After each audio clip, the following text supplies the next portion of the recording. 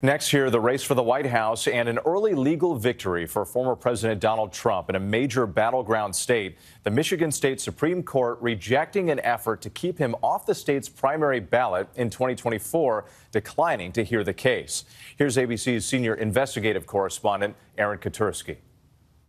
Tonight, a battleground state victory for former President Trump. The Michigan Supreme Court has decided Trump stays on the ballot, declining to take up a challenge by a liberal-leaning group seeking to declare Trump ineligible from running in the 2024 Republican primary based on his attempts to overturn the results of the 2020 election. If there's uncertainties about whether someone should have access to the ballot, you decide in favor of giving the voters the choice to and allow that person on the ballot. Trump lauded the decision, writing on social media the Michigan Supreme Court strongly and rightfully turned aside what he called this pathetic gambit.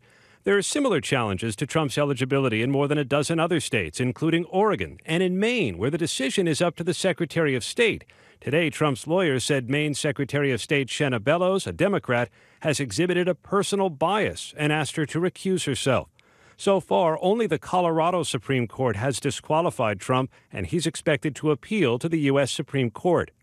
All of the challenges cite January 6th and are based on Section 3 of the 14th Amendment, which disqualifies candidates from federal office if they engaged in insurrection after previously taking an oath to defend the Constitution, which Trump did during his inauguration. Preserve, protect, and defend the Constitution of the United States. The Constitution of the United States. In Michigan, a lower court said whether the 14th Amendment applies to Trump is up to the political parties that run the primary elections.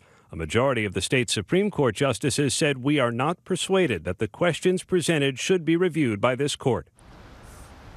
And so with the way the justices ruled, avoid some of the thornier issues like whether the 14th Amendment even applies to the presidency, something the Supreme Court may be asked to consider. Whit. And Aaron, there's also news tonight about the federal case that charges Trump in connection with January 6th.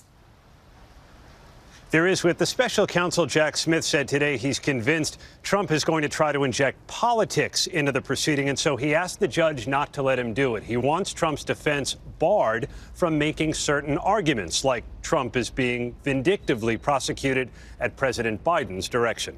Whit. Aaron Katursky with all of those developments today. Thank you.